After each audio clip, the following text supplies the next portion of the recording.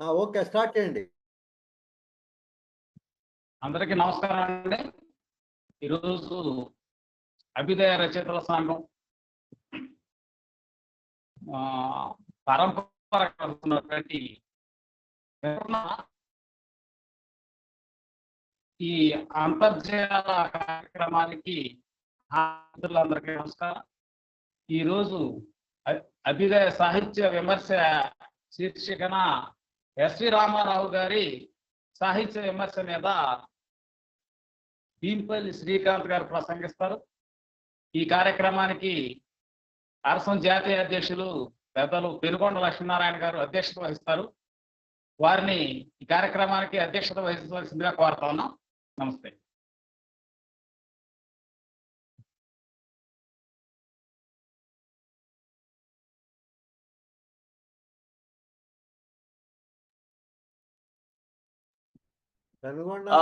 వినిపిస్తుందా? వినిపిస్తోంది.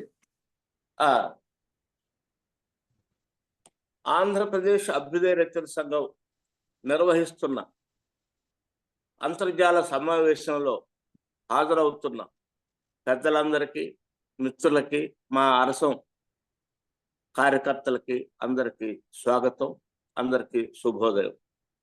మిత్రులారా, అరసం చాలా కాలం నుంచి ఈ జూమ్ సమావేశాలను నిర్వహిస్తూ ఉంది. ఎందరో ఇందులో పాల్గొంటున్నారు, తమ సహాయ సహకారాలను అందిస్తున్నారు, ఎందరో వింటున్నారు, చూస్తున్నారు. అందరికీ ధన్యవాదాలు తెలియజేస్తున్నాను. మిత్రులారా, ఈరోజు ఆచార్య ఎస్వి రామారావు సాహిత్య విమర్శ సమాలోచనం అనే అంశం మీద డాక్టర్ భీంపల్లి శ్రీకాంత్ గారు ప్రసంగిస్తారు. ఈ ప్రసంగానికి ముందు నేను 2 మాటలు చెప్తాను. ఆచార్య ఎస్వి రామారావు గారు చాలా చాలా సౌహృదయులు, మంచి వ్యక్తి. నాకు ఫోన్ ద్వారా వారితో పరిచయం కలిగింది. వారు కొన్ని విషయాల్లో నాకు సలహాల ద్వారా సహాయపడిన పరిశోధకులు, సాహితీవేత్త.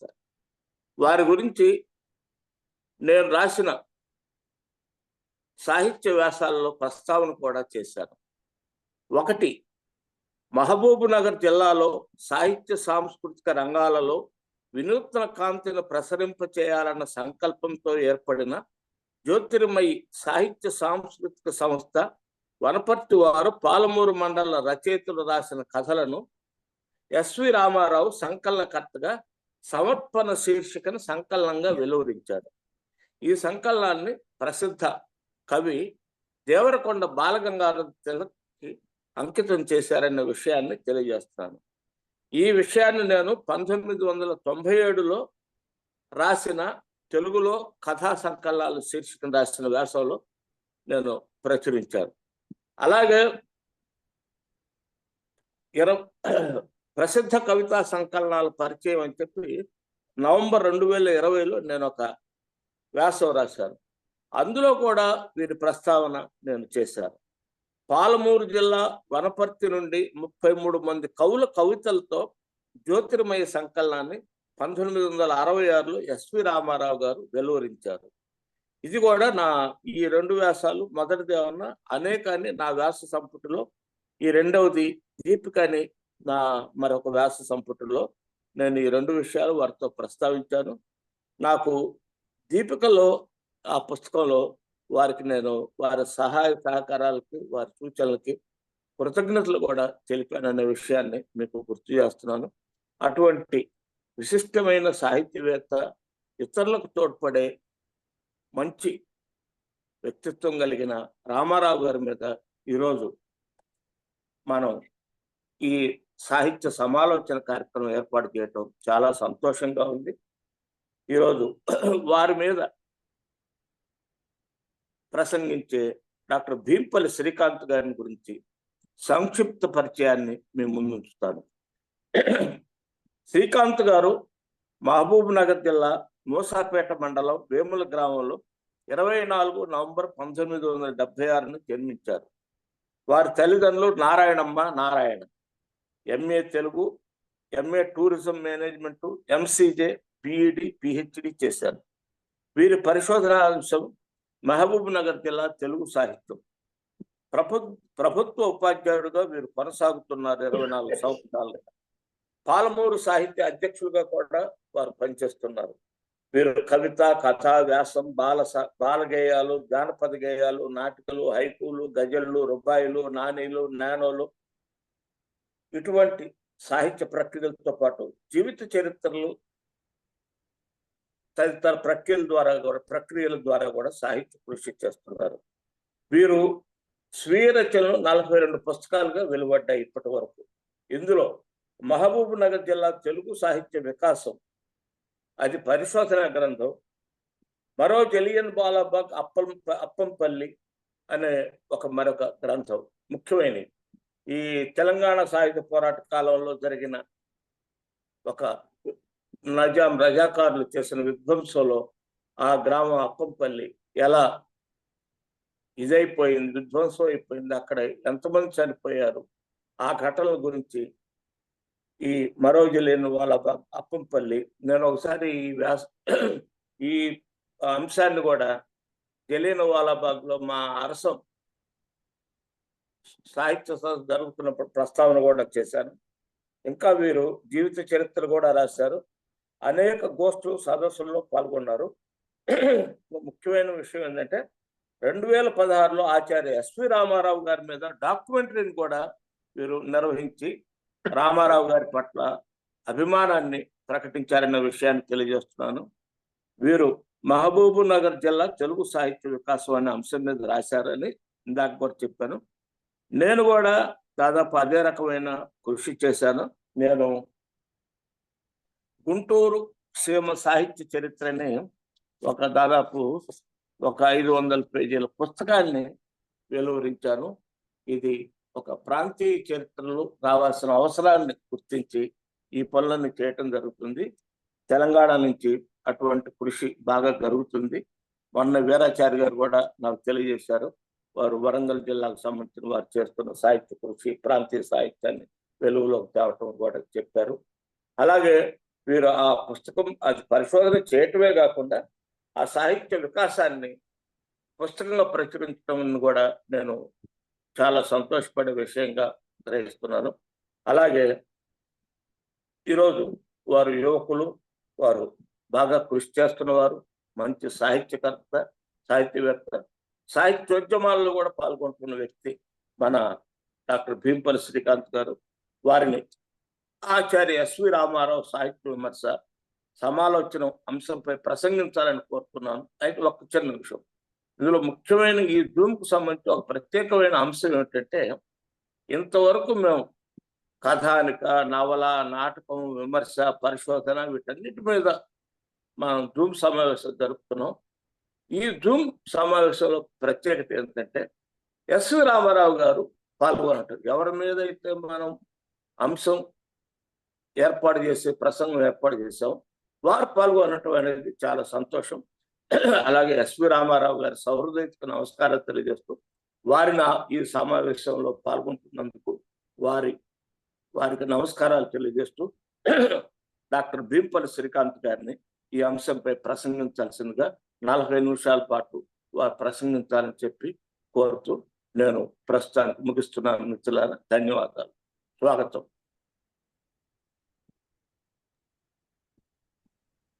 అందరికీ నమస్కారం సార్. తెలుగు సాహిత్యంలో విమర్శ రంగం అనగానే మనకు మొట్టమొదటిసారి గుర్తుకొచ్చినటువంటి అతి కొద్ది పేర్లలో ఎస్వి రామారావు గారి పేరు ఒకటి. తెలుగు సారస్వత క్షేత్రంలో సవిమర్శకమైనటువంటి పాత్రను సమయోచితంగా, సముచితంగా, సమున్నతంగా ఒక విమర్శను, ఒక సిద్ధాంతపరమైనటువంటి సాహిత్యానికి నిర్వచనం చేసినటువంటి ఆచార్య ఎస్వి రామారావు గారు నిత్య నూతన సాహితీ కృషివలుడుగా చెప్పవచ్చు. మనం నిత్య నూతన ప్రతిభతో విరాజిల్లుతున్నటువంటి వీరుణమూర్తి. వయసు 80 పైగా అయినప్పటికీ నేటికి తెలుగు సాహిత్య వికాసానికి తన వంతు కృషి చేస్తున్నటువంటి అసమాన సాహితీ పరిశోధకులు. తెలుగు సాహిత్యంలో విమర్శ రంగంలో 5 దశాబ్దాలు పూర్తి చేసుకోవడమే కాకుండా విమర్శ రంగాన్ని ఒక సమున్నతమైనటువంటి స్థానానికి తీసుకొచ్చినటువంటి వ్యక్తి ఎస్వి రామారావు గారు.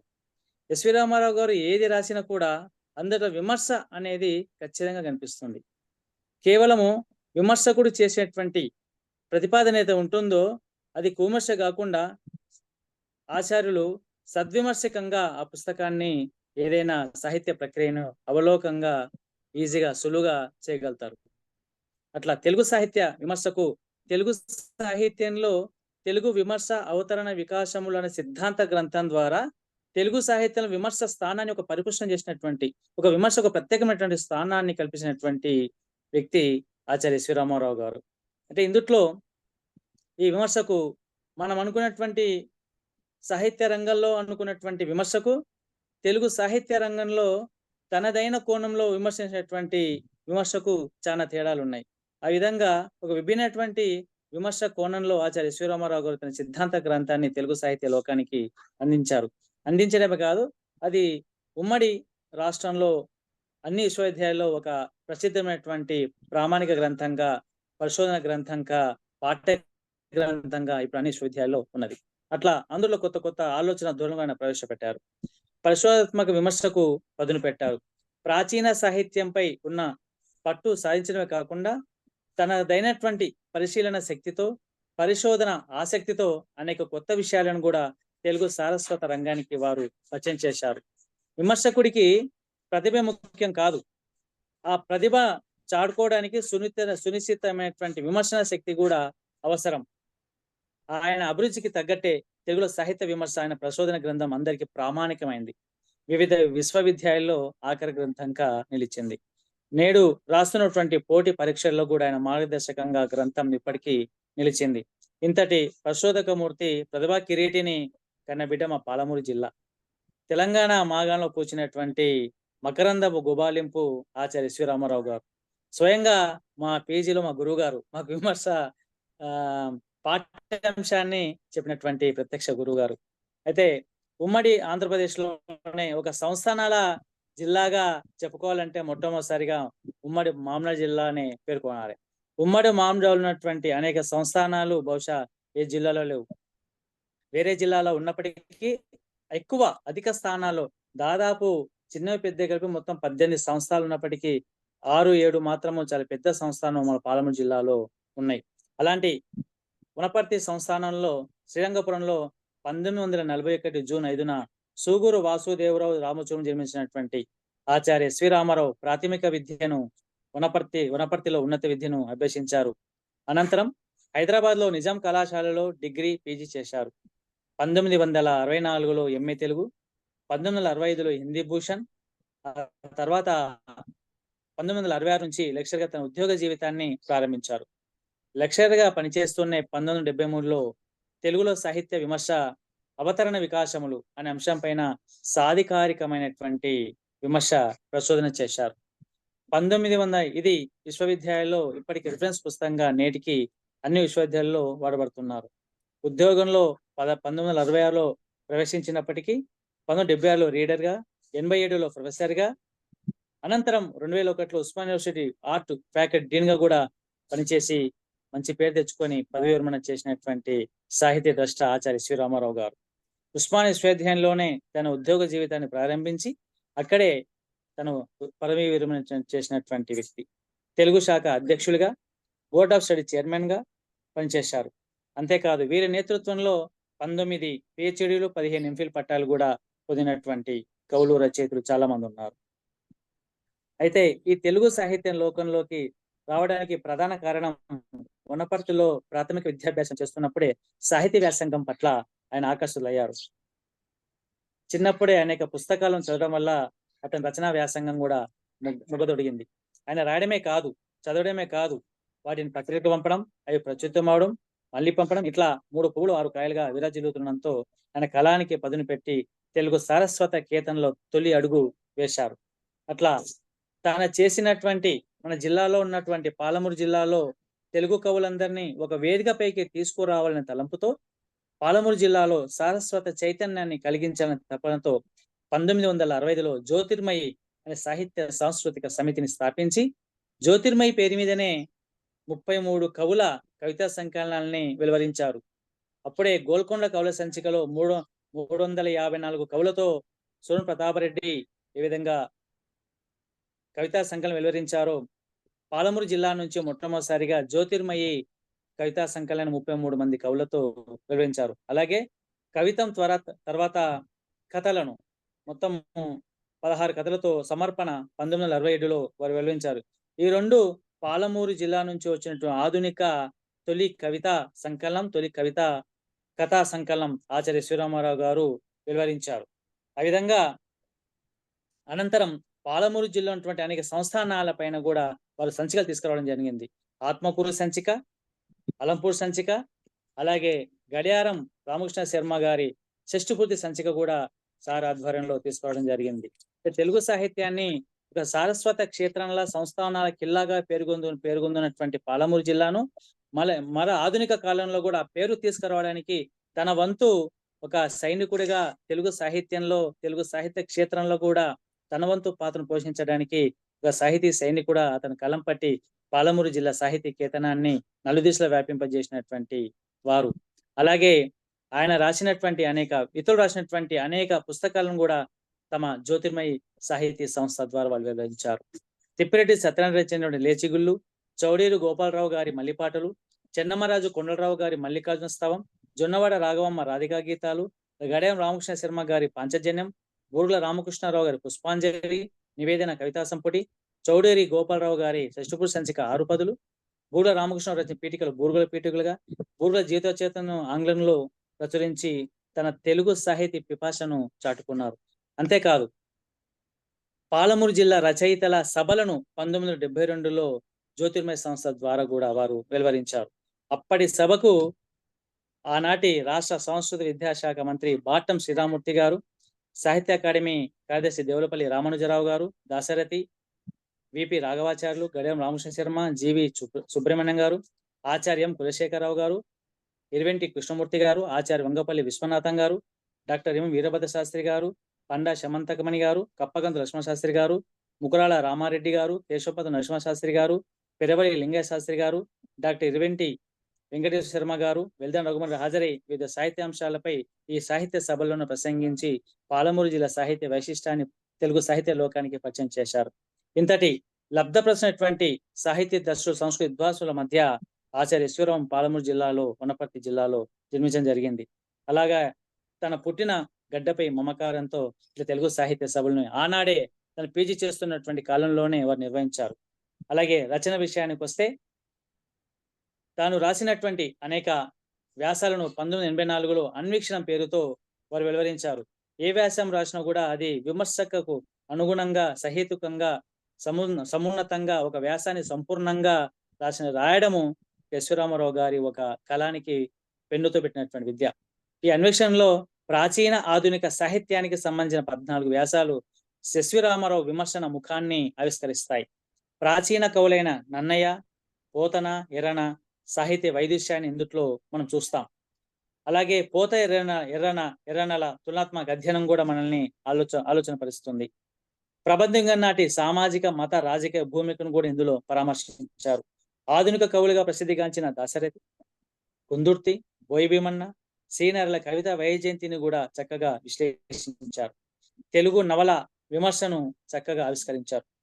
ఆ అనంతరం 1992లో సమవీక్షణం అనే పేరుతో మరో వ్యాస సంపుటిని వెలువరించారు.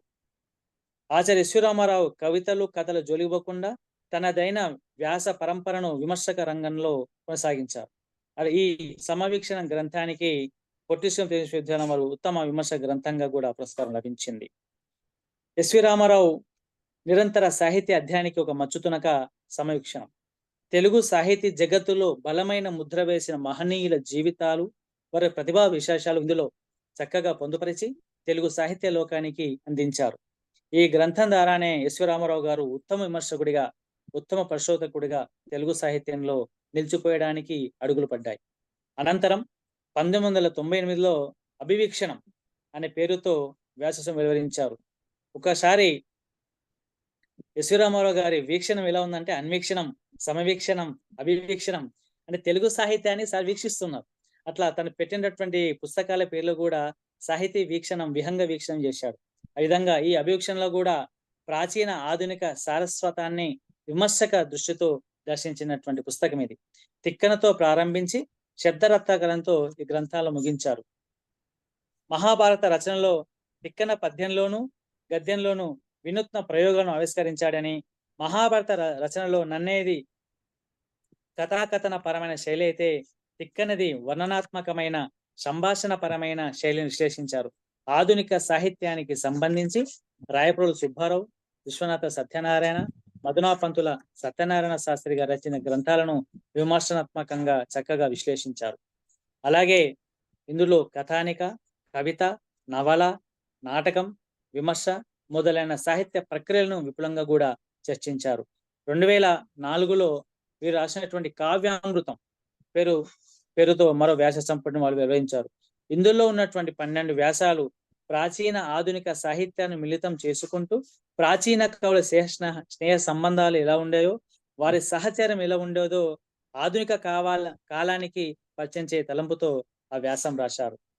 ప్రాచీన కవిత్వంలో హాస్యం, ప్రాచీన సాహిత్యంలో అనేక కోణాలు ఉన్నటువంటి దాంట్లో మనం చాలా కోణాలు చూస్తాం. అందులో ఒక హాస్యం ఒకటి. అందులో ఈ హాస్యంలో హాస్యరసన పోషణ ఏ విధంగా ఉంది అనేది, ప్రాచీన కవిత్వంలో హాస్యం ఏ విధంగా ఉంది అనేది మనం ఈ వ్యాసం చూస్తాం. ఆధునిక కవితా ప్రవక్తలైన రాయలప్రోలు సుబ్బారావు, గురజాడ అప్పారావు, విశ్వ సత్యనారాయణ, బోయి భీమన వంటి సాహితీ ఉద్దండుల సాహిత్యాన్ని కూడా ఇందులో సమున్నతంగా వీక్షించారు. అలాగే 1990లో వెలువరించినటువంటి నన్నయ్య దర్శనం, ఒక నన్నయ్య గురించి ఒక సంపూర్ణమైనటువంటి ఆయన నన్నయ్య గారి మీద వివిధ కోణాల్లో సంపూర్ణంగా దర్శించినటువంటి పుస్తకము నన్నయ్య దర్శనం. ఇందుట్లో నన్నయ్య కవిత యొక్క సాహిత్య దర్శనాన్ని మనకు ఈ గ్రంథం పట్టి చూపుతుంది. ఈ గ్రంథంలో నన్నయ్య అవతారిక, మహాభారత ప్రశస్తి, రాజరాజనేంద్ర ప్రశంస, నన్నయ్య ప్రశంస, నన్నయ్య వాగ్మయ సూచిక, నన్నయ్య దర్శనం అన్న పేరుతో 6 ప్రకరణాలుగా ఈ గ్రంథాన్ని వారు రచించారు. నన్నయ్య కవిత్వాన్ని సమున్నతమైనటువంటి దృష్టితో వివేచించిన గ్రంథం ఇది. అలాగే ఎస్వి రామారావు గారు వివిధ పుస్తకాలకు రాసినటువంటి పీఠికలతో కృత్యావలోకం అనే పేరుతో వారు వెలువరించారు. వివిధ పుస్తకాలు రాసినటువంటి అనేక వందల వ్యాసాలు, వందల పీఠికలను. అయితే పీఠిక అనేది కావ్యానికి ఆత్మ వంటిది. ఆ కావ్యం యొక్క హృదయావిష్కరణే పీఠిక. అలాంటి శతాధిక గ్రంథాలకు వారు రాసినటువంటి పీఠికలను వారు 60 పీఠికలతో కృత్యావలోకన గ్రంథాన్ని వాళ్ళు వెలువరించడం జరిగింది. అలాగే ఆ పీఠికలు చదివితే, ఎస్వి రామారావు పీఠికలు చదివితే ఆ గ్రంథాన్ని ఒక సంపూర్ణంగా చదివినట్టే. ఆ విధంగా వారి పీఠికలు మనకు కనిపిస్తాయి. ఆకాశవాణి, అలాగే ఆకాశం చేసిన ప్రసంగాలతో మనోవీక్షణం, అంటే మనము దృశ్య రూపంలో కాకుండా మనోవీక్షణంగా అవి అందరికి కనిపిస్తాయి కాబట్టి మనోవీక్షణం రూపంలో వారు ఆకాశవాణి ప్రసంగాలను వెలువరించారు. ఇందులో 32 వ్యాసాలు కూడా వారి వ్యక్తి యొక్క సంస్కారాన్ని ప్రబోధించేవిగా, యువకులను ప్రబోధించేవిగా, మరికొన్ని సమాజాన్ని ప్రబోధించి అభ్యుదయ పథంలో ఏ విధంగా నడవాలి, సమాజాన్ని ఏ విధంగా నడిపించాలి, సమాజంలో మన సంస్కారాన్ని, మనదైనటువంటి శైలిని, మన నడవడికను ఏ విధంగా ఉండాలి అనే వ్యాసాలు ఇందులో చాలా వైయక్తికంగా కావచ్చు, అవి సామాజిక పరమైనవి, సాహిత్య విలువలైనవి కూడా సమాజంలో నిలపాలనే ఆకాంక్షతో ఈ గ్రంథంలో ప్రతి అక్షరం కూడా మనకు బోధిస్తుంది. అలాగే తిరుమల తిరుపతి దేవస్థానం వారు ప్రచురించిన మహాభారతంలోని కర్ణపర్వం ద్వితీయాశానికి చక్కని వ్యాఖ్యానం అందించారు. వారు దాదాపు ఒక 17 గ్రంథ నిర్వహించారు మహాభారతం. అందుట్లో ఒక కర్ణం, రెండవ కర్ణపర్వం ద్వితీయాశానికి వారు చక్కని వ్యాఖ్యానం రాశారు. అలాగే 2006 ఆచార్య విఎంఎస్ భీమశంకర్ రచించినటువంటి భీమ శతకానికి సమావేశమైనటువంటి వ్యాఖ్యానం, ఆ శతకానికి మరొక వ్యాఖ్యానం, శతకం రాయడమే కాదు, ఆ శతకానికి కూడా ఒక మంచి వ్యాఖ్యానంతో మరొక పుస్తకం వేశారు సార్ గారు. అలాగే 2005లో శ్రీ సత్యసాయి దశావతార గాథలు కూడా వెలువరించి సత్యసాయిబాబా దశావతార గారి చక్కని వ్యాఖ్యానం రాసించారు. అలాగే ఆచార్య ఎస్వి రామారావు సాహితీ స్వర్ణోత్సవ కానుక పరిశోధనోత్సవం అంటే తాను చేసినటువంటి పరిశోధన విద్యార్థులు అయితే ఉన్నారో వాళ్ళందరూ కలిసి సాహితీ స్వర్ణోత్సవ కానుకగా పరిశోధనోత్సవంగా పుస్తకాన్ని అందుట్లో వివరించారు. అందుట్లో సార్ గారికి ఉన్నటువంటి ఉస్మానియా విశ్వవిద్యాలయంలో ప్రారంభం ముగింపు, ఒక ఆచార్యుడు ప్రారంభం ముగింపు అనేది ఒక ఉన్నతమైనటువంటి స్థానం. అది కూడా కేవలం లెక్చరర్గా ప్రవేశించి తెలుగు శాఖ అధ్యక్షులుగా, ఈయనగా బోర్డు స్టడీస్ చైర్మన్ వివిధ హోదాలో పనిచేస్తూ అక్కడనే పదిలం చేసినటువంటి ఈశ్వరరావు గారి అనుబంధం గురించి ఇందులో మనకు కనిపిస్తుంది. అందులో ఉస్మానియా విశ్వవిద్యాలయం తెలుగు శాఖ చరిత్రతో పాటుగా విశ్వవిద్యాలయంలో పరిశోధన ఏ విధంగా ఉంటుంది, ఉస్మానియా విశ్వవిద్యాలయం తెలుగు శాఖలో ఉన్నటువంటి పర్యవేక్షణ ఏ విధంగా ఉంటుంది, పిహెచ్డి ఎంఫిల్ పరిశోధకుల వివరాలు, ఆయన ఈశ్వరరావు గారి జీవన రేఖలు ఇందులో మనకు కనిపిస్తాయి. అలాగే 2009లో ఒక అద్భుతమైనటువంటి పుస్తకాన్ని ఆచార్య ఈశ్వరరావు గారు వెలువరించారు. అది శతాబ్ది కవిత. అంటే కవిత 100 ఏళ్ల ఇందులో 100 ఏళ్ల కవిత్వ ధోరణులు వారు వెలువరించారు. అంటే కవితా ధోరణులు 100 ఏళ్ల సాహిత్య చరిత్రలో కవితా ధోరణులు ఏ విధంగా వచ్చినాయి అనేది ఇందులో చేశారు. ఇది తెలుగు అకాడమీ ముద్రించింది. ఇందులో కాలానుగుణంగా ఈ శతాబ్ది కవితను వారు విగణించి వివరించారు. తెలుగు సాహిత్యంలో వాదాల గురించే కాకుండా కవిత్వ రూపాల గురించి సవివరణాత్మకమైనటువంటి విశ్లేషణ చక్కగా చేశారు. 100 ఏళ్ల కవితా ప్రస్థానం వెలువడిన కవితా సంకలన గ్రంథాలను కూడా ఇందులో పొందుపరిచి వాటిని కూడా పరామర్శించారు. అంతేకాదు ఎస్వి రామారావు కథలు కవితలతో వచ్చినటువంటి చిన్న పుస్తకము సాహితీ కదంబం. వారు అప్పుడప్పుడు రాసినటువంటి కవితలు, కథలు ఒక సాహితీ కదంబం పేరుతో వారు వెలువరించారు. అయితే సార్ ఎక్కువగా విమర్శ వ్యాస రూపంలో ఉన్నప్పటికీ అప్పుడప్పుడు ఈ కవిత కథ జోలికి కూడా వచ్చి చిన్న కథలు, కవితలు కూడా రాయడం, అంటే బహుముఖమైనటువంటి ప్రక్రియలో కూడా సారు ఆచార్య ఈశ్వరరావు గారు తన ప్రవేశం ఉండడానికి నిదర్శనం ఈ సాహితీ కదంబం. ఇందులో 5 కథలతో పాటుగా 9 కవితలు కూడా ఉన్నాయి. అలాగే తెలుగు సారస్వత సాంఘిక తెలుగు సాహిత్య సామాజిక సాంస్కృతిక చైతన్యానికి ఊపిరి పోసినటువంటి శ్రీకృష్ణ దేవరాయేంద్ర భాషా నిలయం గురించి కూడా 110 వసంతాల శ్రీకృష్ణ దేవరాయేంద్ర భాషా నిలయం అనే పేరుతో ఒక చిరు గ్రంథాన్ని కూడా వారు వెలువరించారు. శ్రీకృష్ణ దేవరాయేంద్ర భాషను చేసినటువంటి సేవ ఎలా ఉందో ఆ సేవా నిలయంలో ఉన్నటువంటి ఎంతమంది ప్రముఖులు తెలుగు సాహిత్యానికి, సంస్కృతి వికాసానికి, సామాజిక చైతన్యానికి తోడ్పడ్డారో వారి వివరాలు కూడా ఈ చిరు పుస్తకంలో ఆచార్య ఈశ్వరరావు గారు చక్కగా పొందుపరిచి కృష్ణదేవరాయల భాషా నిలయం గురించి తెలుగు సాహిత్య లోకానికి అందించారు. అంతేకాదు జన్మనిచ్చిన పాలమూరు జిల్లాను మర్చిపోకుండా మొట్టమొదటిసారిగా ఒక జిల్లా చరిత్రకు శ్రీకారం చుట్టారు. కేవలం విమర్శ రంగంలోనే కాకుండా ఒక సాహిత్య రంగాన్ని తను పుట్టినటువంటి పాలమూరు జిల్లా నుంచే పాలమూరు సాహితీ వైభవం పేరుతో వారు తెలుగు పాలమూరు సాహితీ ప్రాచీన సాహిత్య చరిత్రను మొట్టమొదటిసారిగా వెలువరించారు. ఇందులో క్రీస్తు శకం 1000 శతాబ్దం నుండి 1900 వరకు తెలుగు సంస్కృతిలో కావ్యరచన చేసిన 163 మంది కవుల చరిత్రను, జిల్లాల సంస్థానాల చరిత్రను, సాహిత్య సేవను వారు ఇందులో కొనియాడారు. అనంతరం వాళ్ళు ఆ పాలమూరు జిల్లా ఆధునిక కవుల చరిత్రను కూడా ఆధునిక 19వ శతాబ్దం నుంచి 20వ శతాబ్దం వరకు ఆధునిక కవుల చరిత్రను కూడా పాలమూరు జిల్లా చరిత్ర రచించారు. అనంతరం 2016 తర్వాత ఏర్పడినటువంటి వనపర్తి జిల్లా సాహిత్య చరిత్రను కూడా వారు రచించారు. అలాగే 2011లో విశ్వనాథ దర్శనం పేరిట విశ్వనాథ సత్యనారాయణ సాహితీ విరున్మూర్తి తత్వాన్ని, సాహితీ రూపాన్ని, సాహిత్య వైభవాన్ని ఈ విశ్వనాథ దర్శనంలో వారు దర్శించారు. విశ్వనాథ కావ్యాలలో సమదృష్టితో వివరించినటువంటి తీరు విమర్శలకే సాధ్యమవుతుంది. విశ్వనాథ సత్యనారాయణ వారి రచన అంచనా వేయడం అంటే అందరికీ సాధ్యం కాకపోవచ్చు. కానీ ఈశ్వరరావు గారు విశ్వనాథ గారి విమర్శను, ప్రతిభను అంచనా వేసిన తీరు, రామారావు గారి సునిశ్చిత పరిశీలన శక్తిని మనకు ఈ పుస్తకం చదివితే మనకు తెలుస్తుంది విశ్వనాథ సాహిత్య ప్రతిభ ఎలాంటిదో. అలాగే 2011లో తెలుగులో ప్రసిద్ధులైన విమర్శకుల గురించి విమర్శక వతంసులు పేరుతో వారు ఒక పుస్తకాన్ని వెలువరించారు. ఇందులో సిపి బ్రౌన్ మొదలుకొని వల్లంపాటి వెంకట సుబ్బయ్య వరకు 23 మంది సుప్రసిద్ధ విమర్శకుల జీవిత సాహిత్య రేఖలను చక్కగా పరిశోధాత్మకంగా వారు దర్శించారు. వారి విమర్శన ప్రతిభను కూడా చక్కగా అంచనా వేసి ఆ పుస్తకంలో పొందుపరిచారు. వారి విమర్శన రీతులను, సాహిత్య దృక్పథాలను లోకానికి అందించారు. అలాగే పాలమూరు జిల్లా ఆధునిక కవుల చరిత్ర పేరుతో తీసుకొచ్చినటువంటి పుస్తకంలో సురన్ ప్రతాపరెడ్డి నుంచి ఉస్మానియా విశ్వవిద్యాలయంలో సంస్కృత శాఖలో పనిచేసినటువంటి ఆచార్య కమల మేడం వరకు ఉద్దండపరతను వారు అందులో పరిచయం చేశారు. మొదటి నుంచి పాలమూరు జిల్లా కవులకు కానాచి, సాహిత్యానికి పూదోట, సంస్థానాల కిల్ల. అందుకే ఇక్కడ వచ్చినటువంటి సాహిత్యం, ఉమ్మడి పాలమూరు జిల్లాలో వచ్చినటువంటి సాహిత్యం బహుశా ఏ జిల్లాలో రాదని అనుకోవచ్చు. అంతటి సంస్థానాలు ఉన్నందుకే కొన్ని వేల మంది సాహితీవేత్తలు ఈ జిల్లా నుంచి ఉద్భవించారు. ఆ పరంపరను విశ్వరామారావు లాంటి ఆధునిక విమర్శకులు, కవులు ఆ బాట నడుస్తూ మాలాంటి వారికి మార్గదర్శకంగా నిలుస్తున్నారు. అలాంటి గొప్పనటువంటి సాహితీ వ్యక్తి జీవితాన్ని ఈరోజు మనము చర్చించుకుంటున్నాం. పాలమూరు జిల్లా నుంచి పాలమూరు సాహితీ వైభవం, పాలమూరు ఆధునిక కవుల చరిత్రతో పాటుగా తెలుగు సాహిత్య చరిత్రను అందించాలని తపతో మరొకసారి తెలుగు సాహిత్య చరిత్ర పుస్తకాన్ని కూడా వారు వెలువరించారు. అప్పటికి తెలుగు సాహిత్య చరిత్ర 5 భాగాలుగా ఆచార్య కొర్లపాటి శ్రీరామూర్తి గారు వెలువరించడం జరిగింది. ఆరుద్ర గారు సమగ్రాంధ సాహిత్యం వెలువరించడం జరిగింది. కానీ మరొక తనదైన శైలిలో, అంటే రామాయణం ఎన్నిసార్లు రాసినా కూడా ఒక్కొక్కరు ఒక శైలి ఉంటుంది.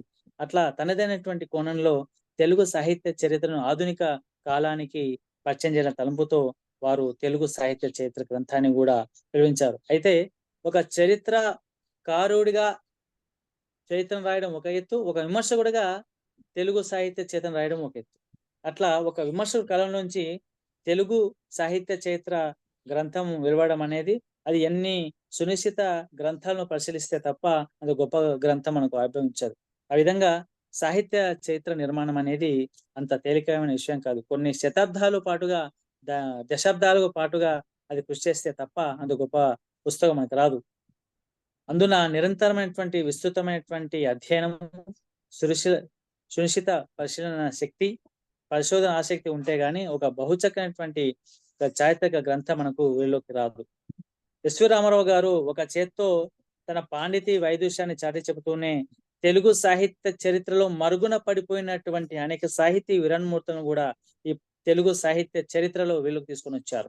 అంటే ఎవరెవరు ఏ కాలంలో ఏ ప్రాంతంలో ఉన్నప్పటికీ ఆ ప్రాంతం వాళ్ళ యొక్క విశేషాలు ఎక్కువ చెబుతూ మిగతా ప్రాంతం వాళ్ళే లేకపోవడం వల్ల సమగ్రమైనటువంటి తెలుగు సాహిత్య చరిత్ర మనకు అందకపోవడం వల్ల ఇప్పటికీ కనపడని మరుగున పడిన మాణిక్యాలు కూడా ఎన్నో ఉన్నాయి. వాటిని కూడా వెలుగులోకి తీసుకురావాల్సిన అవసరంలో భాగంగా తెలుగు సాహిత్య చరిత్ర ఆధునిక కాలానికి మరుగుపడినటువంటి కవుల జీవితాలను కూడా వెలుగు తీసుకొచ్చినటువంటి పుస్తకం తెలుగు సాహిత్య చరిత్ర. అనంతరము తెలంగాణ ఏర్పడిన తర్వాత తెలంగాణ సాహిత్య వైశిష్ట్యం అన్న పేరుతో మరొక గ్రంథాన్ని కూడా వెలువరించారు. కేవలము అప్పటికి 33 జిల్లాలు ఉన్నటువంటి అన్ని జిల్లాలు ఉన్నటువంటి 33 జిల్లాల తెలంగాణ సాహిత్య వైశిష్ట గ్రంథాన్ని కూడా రచించారు. అంటే ఇది ప్రాంతీయ అస్తిత్వ సాహిత్యానికి ఇది ఒక మచ్చుతునక. స్థానిక సాహిత్య చరిత్రను అక్షరబద్ధం చేస్తూనే అస్తిత్వం నిలుపుకునే ప్రయత్నంలో భాగంగా ఈ పుస్తకాన్ని వారు వెలువరించారు. బహుశా ఒక సమగ్రమైనటువంటి తెలుగు సాహిత్య చరిత్ర గ్రంథం రావాలంటే ఆ స్థానికంగా ఉన్నటువంటి కవుల చరిత్ర ముందుకు మనకు సాహిత్యం వీళ్ళలోకి రావాలి. ఒక జిల్లా నుంచి ఒక్కొక్క జిల్లా నుంచి తెలుగు సాహిత్య చరిత్ర వస్తే సమగ్రాంధ సాహిత్య చరిత్ర మనకు కనబడుతుంది. ఎందుకంటే మనం చేస్తున్నటువంటి సాహిత్య చరిత్ర పరిశోధన చేస్తున్న క్రమంలో ఎన్నో కొన్ని మరుగున పడిపోవచ్చు. అట్లా గ్రామీణ ఒక మండల ప్రాంతం నుంచి తాలూకు ప్రాంతం నుంచి సాహిత్య చరిత్రలు వీళ్ళలోకి వస్తే తప్ప ఒక సమగ్రమైనటువంటి రూపు తెలుగు సాహిత్య చరిత్ర మనకు కనపడదు. అట్లా వారు తెలంగాణ సాహిత్య వైశిష్ట గ్రంథాన్ని, ఒక తెలంగాణ సాహిత్య చరిత్ర వికాసాన్ని మరొకసారి ఆధునిక కాలానికి వారు అందించారు. అయితే ఈ తెలంగాణ సాహిత్య గ్రంథం రచించిన తర్వాత వారి యొక్క గ్రంథం ఎంత ఉన్నతమైనదంటే మెరుగుపడినటువంటి కవులు ఎంతో మంది ఈ తెలంగాణ సాహిత్య వైశిష్టం గ్రంథంలో మనకు కనపడని, మనం వినపడని, అంతవరకు చరిత్ర జోలికి పేజీకెక్కని సాహితీ విరున్మూర్తులు ఎంతరో, ప్రతిభావంతులు ఎంతరో ఈ పుస్తకంలో వారు తీసుకొని వచ్చారు. అందుకు ఎస్వి రామారావు గారికి తెలుగు సాహిత్య లోకం రుణపడి ఉండాలి. అలాగే తెలంగాణ సాహిత్య వైశిష్టం ఈ గ్రంథానికి కొనసాగింపుగా మళ్ళీ తెలంగాణ సాహిత్య చరిత్ర అనే గ్రంథాన్ని మరొక గ్రంథాన్ని వెలువరించారు. ఇందులో సింతాత గ్రంథాలకు కాకుండా కేవలము అనేక గ్రామాలకు సంబంధించినటువంటి అనేక పుస్తకాలకు సంబంధించిన తెలుగు సాహిత్య లోకంలో ఉన్నటువంటి అనేక పుస్తకాలు అనేక ప్రక్కకు సంబంధించినటువంటి ఆధునిక సాహిత్యం వరకు ఎంతమంది కవులు ఉన్నారు, నా వరకు ఎంతవరకు ఆధునిక కవులు ఎంతవరకు అంతవరకు కూడా గ్రంథంలో వెలువరించారు. అయితే ఇంతవరకు మాట్లాడుకున్నటువంటి ఎత్తు ఒకటి ఆచార్య ఎస్వి రామారావు పరిశోధన మచ్చుతునక తెలుగులో సాహిత్య విమర్శన గ్రంథం. అయితే ఇది ఆచార్య ఈశ్వరరావు గారి సిద్ధాంత గ్రంథం. ఇది తెలుగులో సాహిత్య విమర్శన ప్రస్థానం ఎలా కొనసాగిందో ఈ గ్రంథంలో వివరంగా పొందుపరిచారు. తెలుగులో విమర్శ ఆరంభం నుండి నేటి సమకాలీన వరకు విమర్శ ప్రస్థానాన్ని ఒక సహేతుకంగా, సమతూకంగా, సవిమర్శకమైన దృష్టితో, సునిశ్చిత పరిశీలన ఆసక్తితో వారి గ్రంథాన్ని ఆవిష్కరించారు. ఇది 8 ప్రకరణల ప్రచురణ గ్రంథం విమర్శ వైభవాన్ని తెలియజేస్తుంది. ఎంఏ తెలుగులో నేను ప్రవేశించిన విమర్శ అంటే ఏంటి అనే ఆ ప్రశ్న కూడా నాకు మిగిలింది. కేవలం తెలుగు ఎంఏ అంటే కేవలం కథలు, గేయాలు, జానపద సాహిత్యము, కవితలు, వ్యాకరణం ఏముంటాయి అనుకున్నా. అప్పటికి ఒక విమర్శ ఉందనే ఒక చాప్టర్, ఒక గ్రంథం, ఒక పేపర్ అనే సంగతి తెలియదు.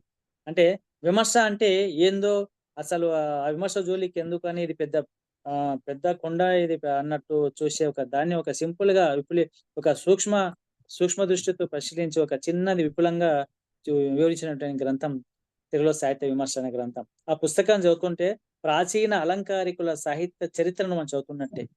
ఒక్కొక్క ప్రాచీన అలంకారికుడు ఒక్కొక్క శబ్దాన్ని ఏ విధంగా, ఒక విమర్శని, ఒక్కొక్క పదాలను, వ్యాకరణాన్ని ఏ విధంగా విమర్శించారు అందరూ మనకు విపులంగా మనకు తెలుస్తుంది.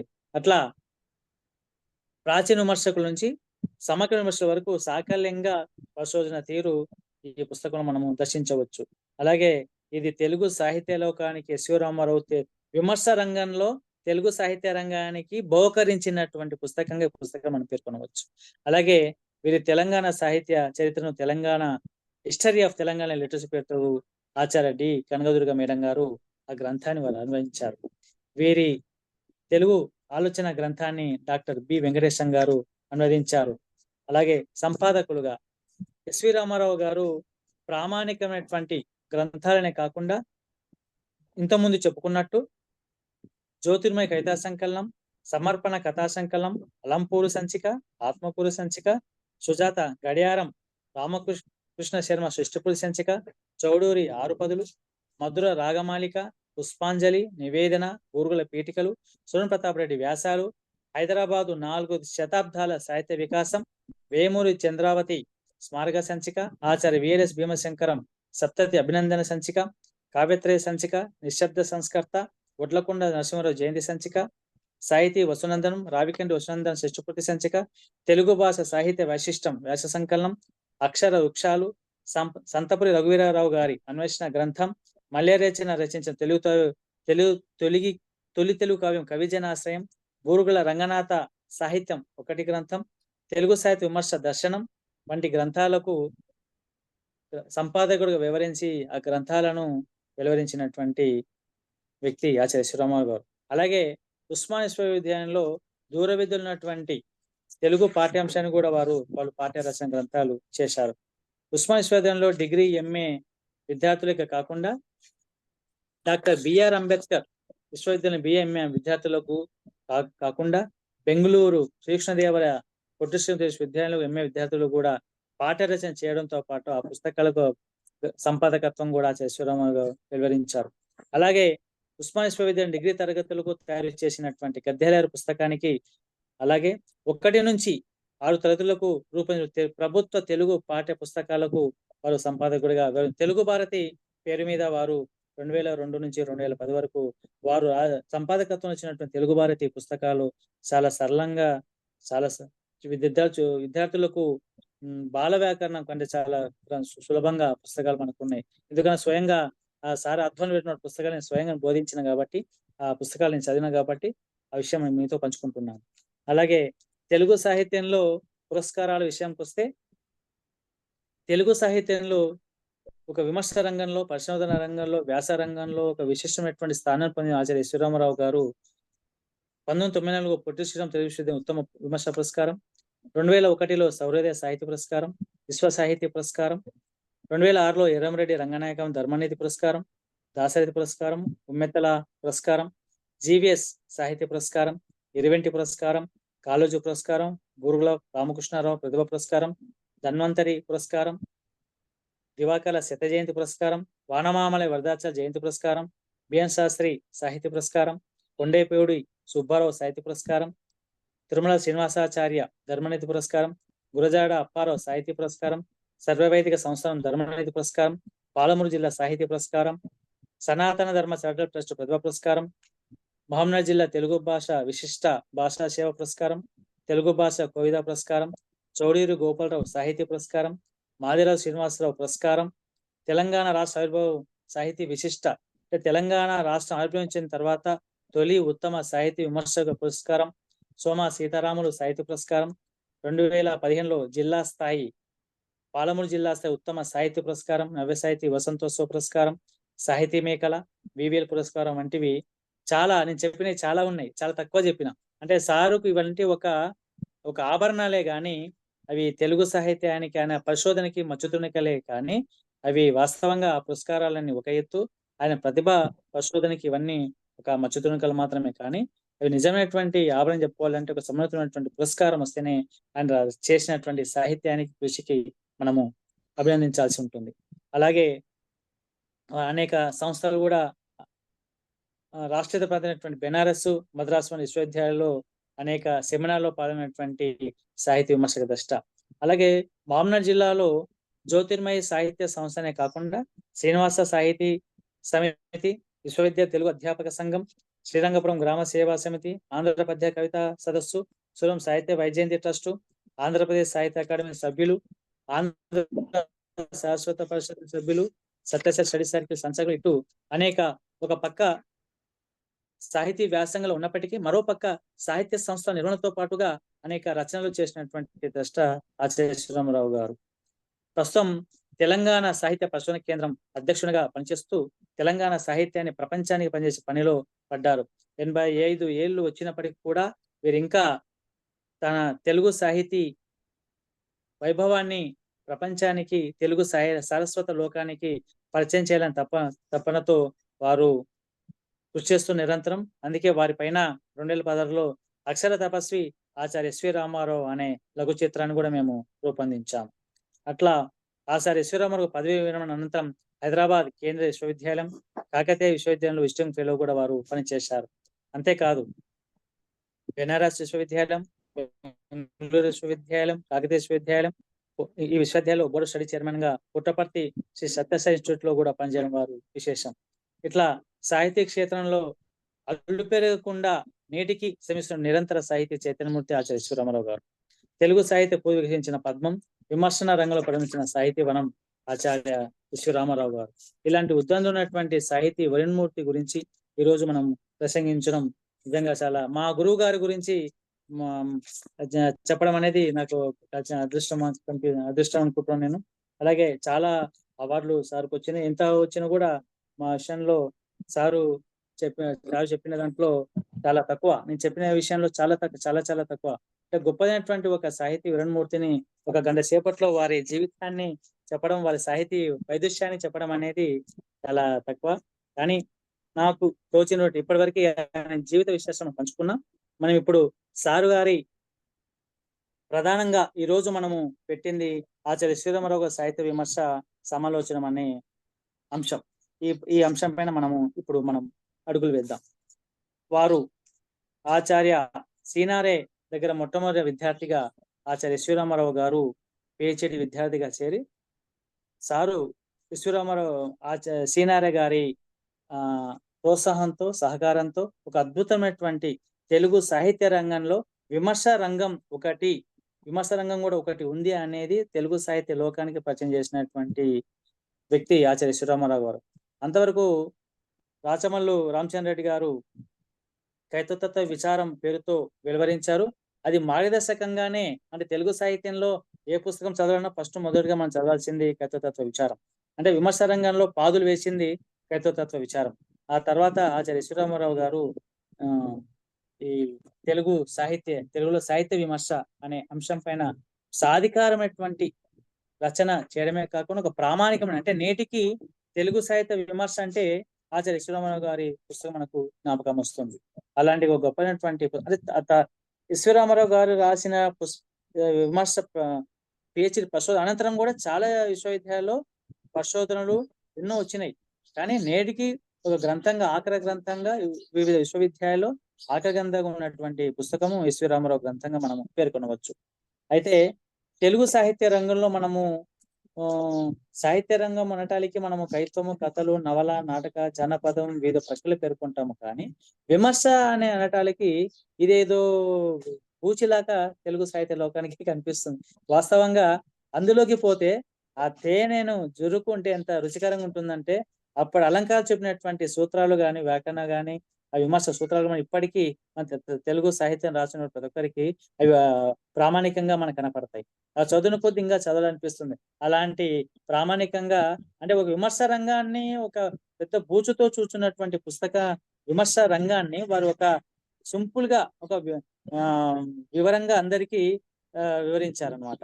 ఆ విధంగా మనకు తెలుగు సాహిత్యం అంటే మన తెలుగు సాహిత్యంలో మనం పోల్చుకుంటే అన్ని రంగాల కంటే విమర్శ రంగం లోటు అనేది మనకు స్పష్టంగా మనకు అనిపిస్తుంది. ఇప్పుడు ఏ పత్రికలు చూసినా, ఎక్కడ చూసినా కూడా కట్టమచ్చి రామలింగారెడ్డి గారి కైతతత్వ విచారం మనం చూసినా, ఇది మనకు అన్ని కనిపించినప్పటికీ కూడా తెలుగు సాహిత్యం అనేక ప్రక్రియలు కనిపించినా కూడా సాహిత్య విమర్శ అనే రంగం ఇప్పటికి లోటు కనిపిస్తుంది.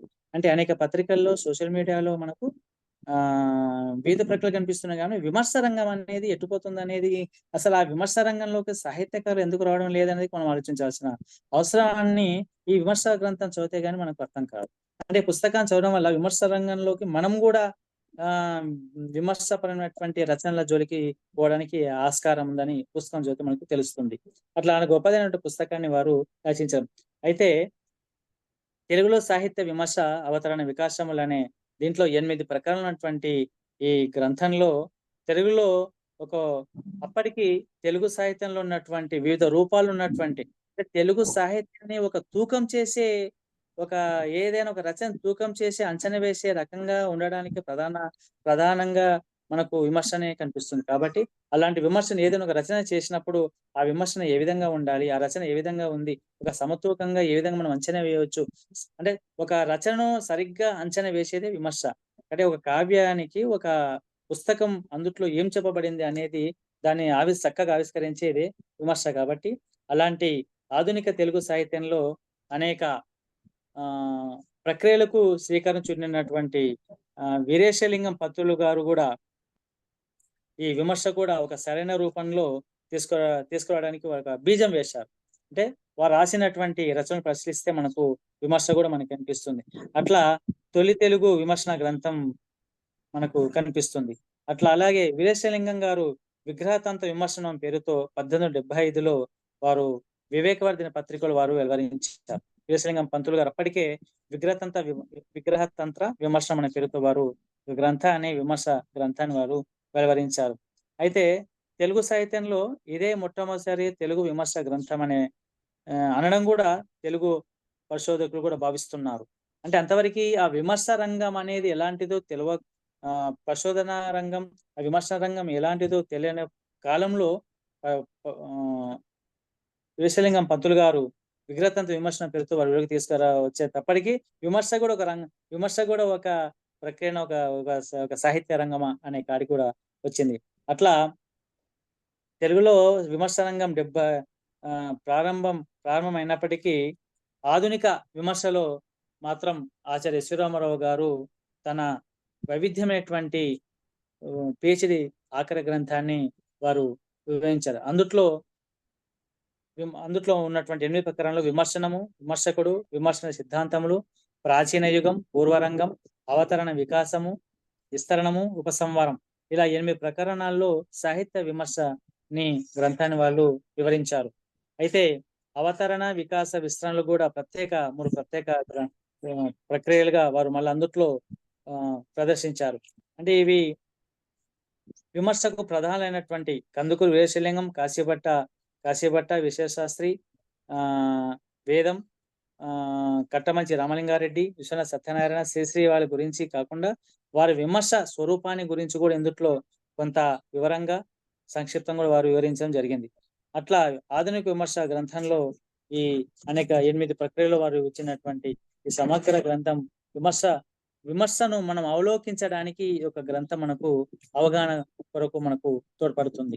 అయితే మొత్తము ప్రాచీన సాహిత్యం నుంచి ఆధునిక కాలం వరకు విమర్శన ధోరణులు ఏ విధంగా ఉన్నాయి, ఎప్పుడు ప్రారంభమైంది, ఎప్పుడు ఆ వికాసం రూపొందింది, నేటి వరకు ఏ విధంగా కొనసాగింది, ప్రస్తుతం ఎలా ఉంది అంశాలు కూడా ఇప్పటికి అది 14 ముద్రణలుగా వెలువడింది విమర్శ గ్రంథం. అంటే ఒక ప్రామాణికమైన గ్రంథం అని ఆకరణ గ్రంథ అని ముద్రణ పొందడం అనేది విశేషం. అంటే ఇప్పటికీ తెలుగు సాహిత్యంలో ఒక అద్భుతమైనటువంటి ప్రామాణిక సాహిత్య పరిశోధ విమర్శ గ్రంథంగా అది పేరు గడించింది. అట్లా రామారావు సార్ గారు వారు కట్టపంచి కైత్వతత్వ విమర్శ కైత్వతత్వ విచారం పేరుతో రాసినటువంటి విమర్శతో ప్రారంభించి ఇందులో ఆధునికుల కవుల వరకు కాశీపట్ట బ్రహ్మశాస్త్రి రచించినటువంటి వివేక చంద్రిక దర్శనంతో పాటుగా ఇవన్నీ వారు ఇందులో దర్శించడం జరిగింది. అలాగే తెలుగులో ఉన్నటువంటి అనేక పుస్తకాల్లో కూడా ఇవి మనకు కనిపిస్తాయి. అయితే మనకు తెలుగు సాహిత్యంలో మొట్టమొదటిగా కనిపించేది విమర్శ రంగంలో కందుకూరి వీరేశలింగం మనకు ప్రథమ విమర్శకుడిగా మనకు కనిపిస్తారు. కట్టమంచి రామలింగారెడ్డి గారు కైత్వతత్వ విచారం కూడా శాస్త్రీయమైనటువంటి సాహిత్య విమర్శన దృష్టి మనకు అందుట్లో కనిపిస్తుంది. అట్లా తెలుగు సాహిత్య విమర్శన శాఖోపశాఖలుగా వీరి వల్ల అంటే గురజాడ అప్పారావు కందుకూరి వీరేశలింగం ఎప్పుడైతే విమర్శన రంగానికి అడుగులు వేశాడో ఆచార్య ఈశ్వరరావు అడుగులను అందుకొని ఆధునిక కాలానికి చేతును అందించాడు, ఆధునిక కవిత విమర్శకులకి అందించాడు. అట్లా అందుట్లో కేవలం కవిత విమర్శనే కాకుండా చరిత్ర పరిశోధన కూడా అందుట్లో మనకు కనిపిస్తుంది. కులమత వంశ విశేషాల జోలికి పోకుండా ఇందుట్లో సాహిత్య విమర్శ అటువంటి భాషా విశేషాలు, ముఖ్యంగా మంచి పేర్కొన్నది విమర్శ రంగంలో భాషా విశేషాలు అంటే అలంకారికుల యొక్క విశేషాలు, శబ్ద వైచిత్య వివరణం, అవశబ్ద ప్రయోగ ప్రకటనం, సమర్థనం ఇవన్నీ మనకి ఇందుట్లో మనకు కనిపిస్తాయి. అయితే సృజనాత్మకమైనటువంటి కావ్య దృష్టితో కాకుండా వాస్తవమైనటువంటి విమర్శ ఏ విధంగా ఉందో మనకు ఇందుట్లో కనిపిస్తుంది. ఆ విధంగా ఈ 8 ఉపకరణలో భాష, ఛందో, వ్యాకరణ సంబంధించిన విమర్శలకు ఇందులో మనకు స్థానం కనిపిస్తుంది.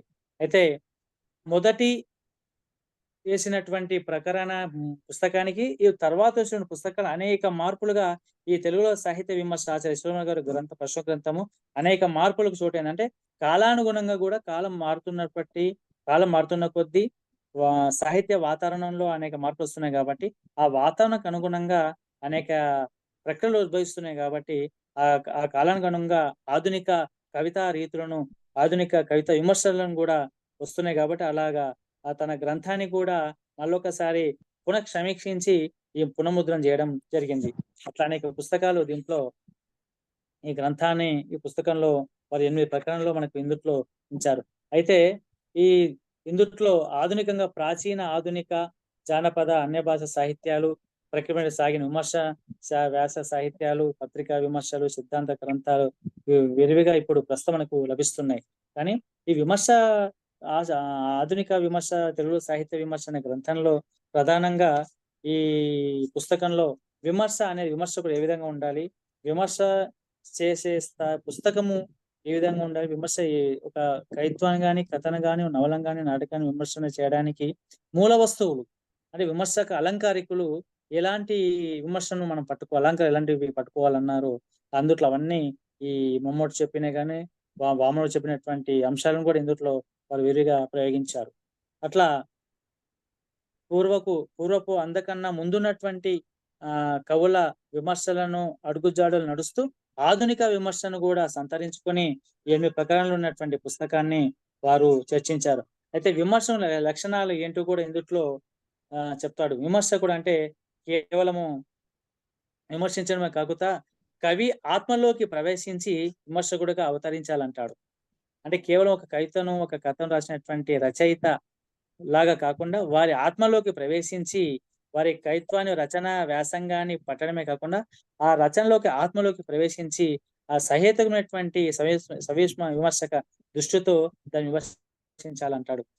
అట్లా అప్పుడే కావ్యహేతులైన ప్రతిభా ఉత్పత్తులు కూడా విమర్శకునికి అవసరం అంట. ప్రతిభా ఉత్పత్తి అంటే విమర్శలో ప్రధానంగా ప్రతిభనే కాదు, ఉత్పత్తి కూడా చాలా ముఖ్యం. ప్రతిభా ఉత్పత్తి అభ్యాసాలు ఇవి కవికి, విమర్శకునికి చాలా ముఖ్యం అంటాడు. ఉన్నత ప్రతిభ కలిగిన వాడు కవి అని, ఉత్తమమైనటువంటి గుణం ఉన్నవాడే విమర్శకుడని ప్రతిభావంతంగా ఇందుట్లో చర్చించారు. అలాగే ఈశ్వరరామారావు గారు రాసినటువంటి పుస్తకాలు ఈ తెలుగులో సాహిత్య విమర్శ అనే గ్రంథం. తెలుగు పాఠక లోకానికి ఎంత దగ్గరైందంటే మనం చదువుతున్నటువంటి ప్రాచీన అలంకారికుల సాహిత్య వైశిష్ట్యాన్ని మనం ఇందులో చదువుకుంటున్నాం కాబట్టి అందులో చాలా సులువుగా వారు వివరించడం జరిగింది. అయితే ఒక విమర్శకుడు గ్రంథాన్ని గాని అందులో ప్రధానంగా చెప్పదలసిన అంశాన్ని గాని సమర్థించాలన్నా సమర్థించలేకున్నా కూడా ఆ అంశాన్ని మనము ఖండించదలుచుకున్నా కూడా ఆ గ్రంథాన్ని మొదటగా సానుభూతితో చదవాలి. మొట్టమొదటిగా సానుభూతి చదవడం, తర్వాత రచయిత ఏం చెప్పదలుచుకున్నాడో మనము అది ఆలోచించేయడం, తర్వాత తమదైన కోణంతో శైలితో తమదైన విమర్శన దృష్టితో ఆ గ్రంథాన్ని విమర్శ రూపకంగా ఆవిష్కరించడం ఏ విధంగా చేయాలి అనేది ఒక క్రమ పరంపరలో వారు తెలుగులో సాహిత్య విమర్శ గ్రంథాన్ని వారు రచించారు. అందుగా మనము ఒక గ్రంథం చదివితే విమర్శకునికి ఎంతవరకు ఒక కవికి రచయితకు లేని ఓపిక విమర్శకుడికి చాలా ఉండాలి. అంటే ఒక గ్రంథాన్ని సంపూర్ణంగా మొదటి పేజీ నుంచి చివరి పేజీ వరకు సంపూర్ణంగా చదివితే తప్ప ఆ గ్రంథంలోకి ఆత్మ మనకు అంతుపట్టదు, ఆత్మ మనకు తెలియదు. కేవలం ఈ రోజు రేపట్లో ముందు మాటలు చదివి సమీక్ష చేసే స్థాయి మన ఎట్లా దిగజారిందో మనము కైత్తం జోలికి, కథల జోలికి, నాటక జోలికి లోపలికి పోవట్లే. కేవలం పైనే తరిమేటటువంటి భావజాలంలో మనం ప్రస్తుతం ఉన్నాం.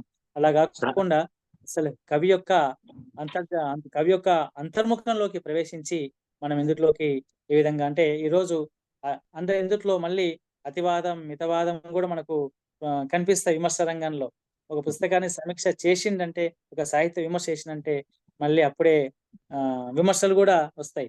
విమర్శ అంటే తెలుగు జనరల్ గా మనకు తిట్టడం అనేది కాకుండా విమర్శ అంటే ఒక సాధికారమైనటువంటి విమర్శ, సవిమర్శనటువంటి విమర్శ ఉంటే ఆ పుస్తకం కూడా, ఆ రచన కూడా ఎల్లకాలము భద్రంగా కూడా తెలుగు సాహిత్యంలో నిలుస్తుంది. అలా విమర్శ, అలాంటి మంచి సాహిత్యం విమర్శ ఏ విధంగా ఉండాలో, పుస్తకాలు ఏ విధంగా ఉండాలో విమర్శ గ్రంథం చదివితే ఆ పుస్తకం ఆ రచనలో ఏ విధంగా ఉండాలో చదివితే మనకి పుస్తకం ద్వారా తెలుస్తుంది. కేవలము ఈ ఇందుట్లో అలాగే మొట్టమొదటిగా విమర్శ యొక్క లక్షణాలు మొదటి అధ్యాయంలో పేర్కొంటే, రెండో అధ్యాయంలో భారతీయ పాశ్చాత్య వివిధ విమర్శ సిద్ధాంతాలని ప్రస్తావించడం జరిగింది. అంటే కేవలము మన ప్రాచీన అలంకారికుల సిద్ధాంత విమర్శన రూపాలే కాకుండా పాశ్చాత్య దేశాల విమర్శన సిద్ధాంతాలను కూడా ప్రతిపాదించి ఆ రెండింటిని కూడా తులనాత్మకం చేస్తూ ఈ తెలుగు సాహిత్య విమర్శ గ్రంథంలో వాళ్ళు వివరంగా వివరించారు. అలాగే మూడో అధ్యాయంలో ప్రాచీన కాలంలో ఉన్నటువంటి కావ్య అవతారికలలో, ప్రాచీన కాలంలో వచ్చినటువంటి అనేక పుస్తకాలు కావ్య అవతారికలలో, చాటు గ్రంథాలలో లక్షణ గ్రంథాలు ఏ విధంగా ఉన్నాయి, అందుట్లో సాహిత్య విమర్శ ఎంత అంతర్లీనంగా చెప్పబడిందో వారు ఇందుట్లో విమర్శ గ్రంథంలో వివరించారు. అంటే అప్పటి ప్రాచీన పుస్తకాలు ఎవరు వివరించిన దానికి ఖచ్చితంగా ముందు మాట, తర్వాత టీకాలు ఇవన్నీ ఉంటాయి. అదే వారు ఆ ముందు మాటలు ఏ విధంగా రాశారు, అలా అప్పటి పుస్తకాల్లో ముందు మాటలు ఏ విధంగా ఉన్నాయి, ఆధునిక కాలంలో ముందు మాటలు ఏ విధంగా ఉన్నాయి, అంటే వాళ్ళు ఏ విధంగా ఆ కవిని అర్థం చేసుకున్నారు, ఏ విధంగా అర్థం చేసుకోవాలి, వారు రాసినటువంటి రచన ఏ కోణంలో రాశారు అనే అంశాలన్నింటిని కూడా ఈ మూడో అధ్యాయంలో మనకు ప్రస్ఫుటంగా మనకు కనిపిస్తాయి. అలాగే 4వ అధ్యాయంలో ఆధునిక సాహిత్య విమర్శ గురించి వారు సంపూర్ణంగా వివేచించారు. ఈ సాహిత్య విమర్శలో ప్రధానంగా కావలి సోదరుల గురించి, సిపి బ్రౌన్ గురించి వారు సవివరంగా వారు వివరించారు. అయితే కావలి సోదరులు చేసినటువంటి సాహిత్య సేవ, బ్రౌన్ చేసినటువంటి సాహిత్య సేవ ఎలాంటితో విమర్శనాత్మకంగా వారు ఇందులో ప్రస్తుతించారు. అయితే ఆధునిక సాహిత్య విమర్శ అనంతరం 4వ అధ్యాయంలో ఆధునిక సాహిత్య విమర్శ వెలువడితే, 5వ అధ్యాయంలో ఆధునిక విమర్శ సాహిత్య విమర్శ అనంతరం గురించి వారు వివరించారు. అయితే ఇందుట్లో విమర్శ చేసినప్పుడు విమర్శ యుగ విభజన కూడా మనకి ఇస్తుంది. అంటే ప్రాచీన సాహిత్య విమర్శనం, ఆధునిక యుగంలో విమర్శనం ఈ విధంగా మనకు అన్ని రంగాల పైన ఆధునిక కాలం వరకు ఈ విమర్శ మనకు కనబడుతుంది. అంటే సాహిత్య విమర్శను ఒక వికాస దశకు అంతర్లీనంగా సాహిత్య విమర్శను ఒక వికాస దశ రూపంలో ప్రాచీనం నుంచి ఆధునికకు ఒక ఒక మెట్టు తీసుకుంటూ ఒక ప్రాచీన సాహిత్యం, ఆధునిక సాహిత్యం వరకు ఒక సాకల్యంగా వారు నిరూపించుకుంటూ తెలుగు సాహిత్య విమర్శను తెలుగు సాహిత్య లోకానికి వారు అందించారు. అలాగే కట్టమంచి రామలింగారెడ్డి గారి విమర్శ గురించి, విశ్వనాథ విమర్శ గురించి చేసినటువంటి సమీక్ష విమర్శ సమతూకంగా ఉంది. అలాగే ఆ రచనలు వీరి రచనలు విమర్శ చదువుతూ ఉంటే ఆ కట్టమచ్చి రామలింగారెడ్డి గారి తర్వాత విశ్వ సత్యనారాయణ గారి గ్రంథాలు చదవాలని కుతూహలం కూడా ఈ వ్యాసం చదివితే, ఈ విమర్శ ఈ ప్రకరణం చదివితే మనకు అది చదవాలనిపేంత ఉత్సుకత కలిగిస్తుంది మనకు ఆరోగ్యం చదివితే.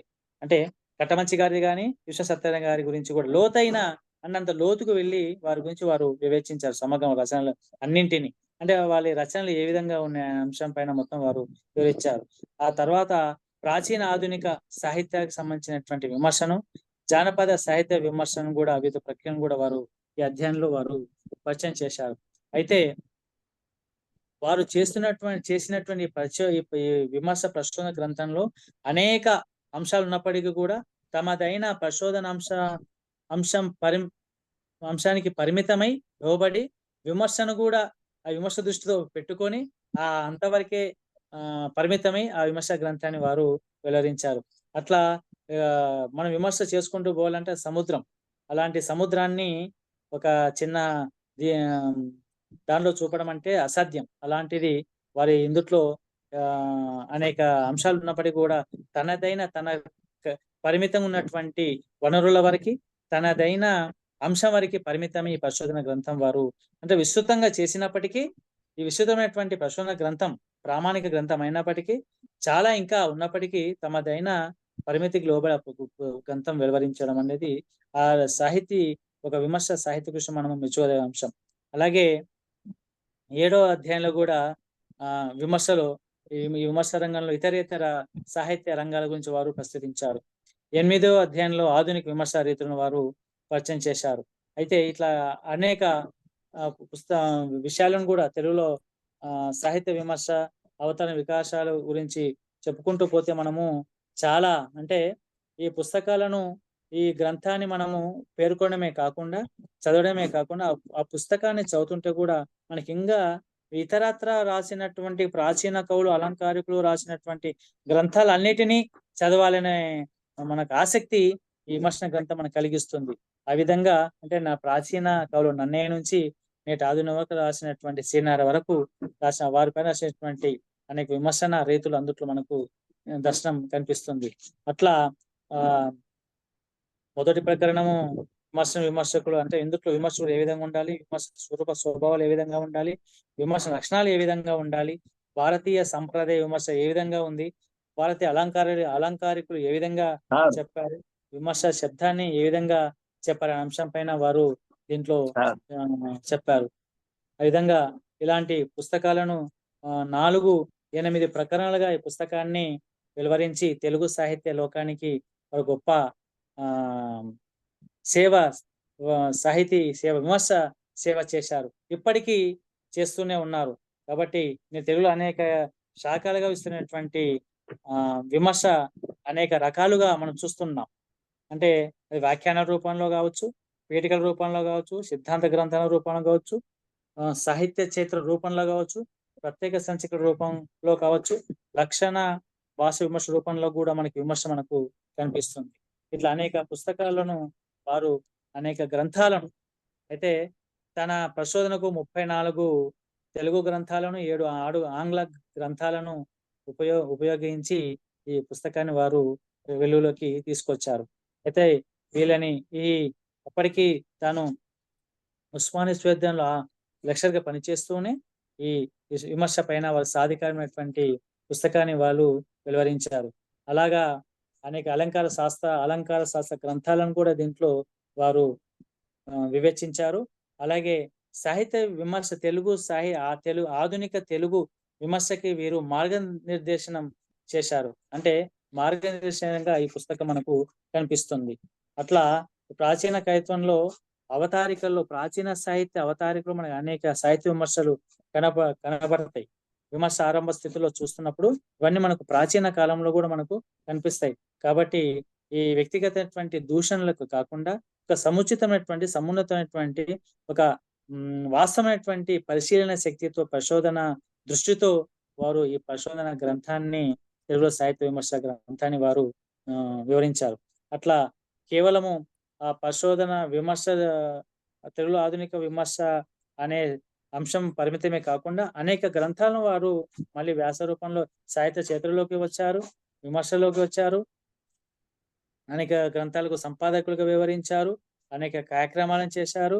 అంటే ఈ విధంగా ఒక వ్యక్తి ఒక బహుముఖమైనటువంటి ప్రతిభను నిరూపణ చేయడంలో అనేక తెలుగు సాహిత్య చరిత్రనే కాకుండా తెలంగాణ సాహిత్య చరిత్రను, శతజయంతి సాహితీ మూర్తులను, తర్వాత పాలమూరు జిల్లా సాహిత్య చరిత్రను, వనపర్తి జిల్లా సాహిత్య చరిత్రను, తన గ్రామానికి చెందిన శ్రీరంగపురం మండల గ్రామ కవుల చరిత్రను కూడా వారు తీసుకొచ్చారు. అంటే తన తపన ఒక వ్యక్తి ఒక గ్రామ స్థాయి నుంచి ఉస్మానియా స్థాయికి ఎదిగి తెలుగు సాహిత్య చరిత్ర రచన చేయడము, మళ్ళీ తమ గ్రామం వరకు కూడా సాహిత్య చరిత్ర ఉండాలి అనుకొని తమ గ్రామ చరిత్రను కూడా వారు కవుల చరిత్రను వారు వివరించారు. అంటే మన అస్తిత్వాన్ని ప్రపంచానికి చాటు చెప్పుకునే క్రమంలో భాగంగా వారు తమ గ్రామ మండల కవుల చరిత్రను వివరించారు.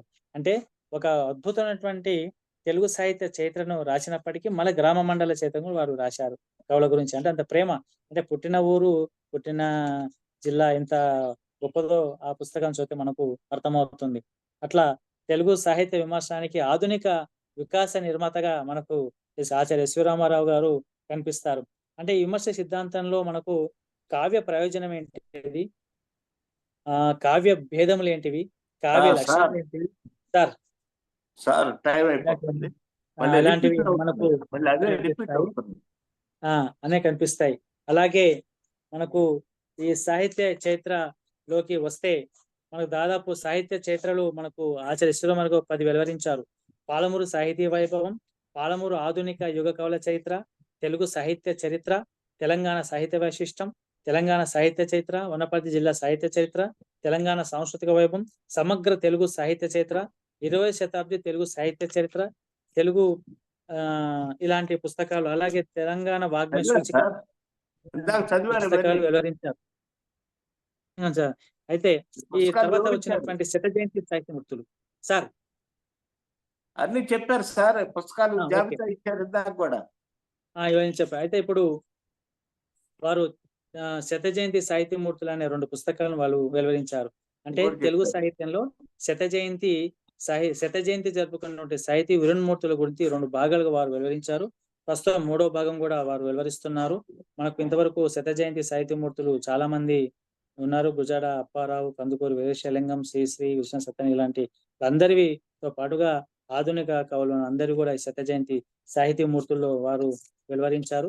ఇలాంటి ఒక సాహితీ విరున్మూర్తి ఒక వ్యక్తి ఒక సాహిత్య చరిత్రను ఒక 10 పుస్తకాలుగా, తర్వాత విమర్శకుడిగా, వ్యాస సంపుటాల కర్తగా, సమీక్షకుడిగా, కవిగా, కథా రచయితగా, ఒక గొప్ప విమర్శకుడిగా, పరిశోధకుడిగా ఇలా బహుముఖమైనటువంటి పాత్రను తెలుగు సాహిత్యంలో పోషించి తనదైనటువంటి విశిష్ట స్థానాన్ని తెలుగు సాహిత్యం సంపాదించుకున్నటువంటి ఆచార్య ఎస్వి రామారావు గారు, ముఖ్యంగా మా గురువు గారి పైన నాకు ప్రసంగించడానికి అవకాశం కల్పించిన అరసం ఆంధ్రప్రదేశ్ రచయితల సంఘం అందరికీ పేరు కృతజ్ఞతలు తెలియజేస్తూ ఇంతటితో నా ఉపన్యాసం ముగిస్తున్నాను. ఈ అవకాశం ఇచ్చినటువంటి అరసం జాతీయ సభాధ్యక్షుడు పెనుగొండ లక్ష్మీనారాయణ గారికి, ఆంధ్రప్రదేశ్ అరసం గారు ఆనంద్ గారికి, రాజపాలెం చంద్రశేఖర రెడ్డి గారికి, ఇందుట్లో ప్రత్యక్షంగా పాల్గొన్న మా గురువు ఆచార్య విశ్వరామారావు గారికి వారి పాదాలు నమస్కరిస్తూ మీ అందరితో సెలవు తీసుకుంటున్నాను. ధన్యవాదాలు.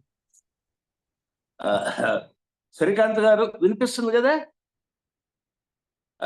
శ్రీకాంత్ గారు, మీరు చాలా కష్టపడి కృషి చేసి మీ గురువు గారి మీద ఎంతో ప్రేమతో, అభిమానంతో, గౌరవంతో మా ముందుకు వచ్చారు. ఒక మంచి ప్రసంగాన్ని ఇచ్చారు. ధన్యవాదాలు. వారు నిత్యనూతన ప్రతిభతో విరాజిల్లుతున్న సాహితీవేత్తగా, అలాగే విమర్శ రంగంలో ఒక విశిష్ట సంప్రదాయాలు నెలకొల్పిన సాహితీ విమర్శకునిగా వారిని మా ముందు మీరు ప్రతిపాదించారు, నిరూపించారు కూడా. అలాగే వారు ప్రాంతీయ సాహిత్యం నుంచి, అంటే మహబూబ్ నగర్, వనపర్తి, అనపర్తి ఆ జిల్లాల నుంచి వారి గ్రామం నుంచి కూడా ఎంత సాహిత్యాన్ని తెలుగు సాహిత్యం మొత్తానికి ముడిపెట్టి ఎంత కృషి చేశారనేది కూడా, అంటే ప్రాంతీయత నుంచి విశాలత్వం దాకా వారు ఎంత వరకు ప్రయాణం చేశారనేది చేశారు. తెలంగాణ ఏర్పాటైన తర్వాత తెలంగాణ వైశిష్ట్యం గ్రంథాన్ని రాయటం, అలాగే ఆ ప్రాంతీయ చైతన్యం, ప్రాంతీయ అస్తిత్వ ధోరణులు కూడా వారి సాహిత్యంలో ఉండటం కూడా మనం గమనించదగింది. అది అవసరమైందని కూడా నేనైతే భావిస్తున్నాను. అలాగే ఇది ఆ జిల్లాలకు సంస్థానాల జిల్లాగా పేరుందని చెప్పారు. ఆ సంస్థానాలకు సంబంధించిన చరిత్రను, సాహిత్యాన్ని కూడా వెతికి పరిశోధించి తీసుకురావటం కూడా ఒక గొప్ప కృషి. ఇంకొకటి ఏంటంటే, ఒక సాహితీవేత్త ఇంత కృషి చేయటం అనేది మన కాలంలో మనం ఎరగం. ఇప్పుడు ఏదో ఒక పుస్తకం, 2 పుస్తకాలు రాసి మహాకృషి చేశారని చెప్పి అనుకుంటున్న వాళ్ళు మనం చూసాం.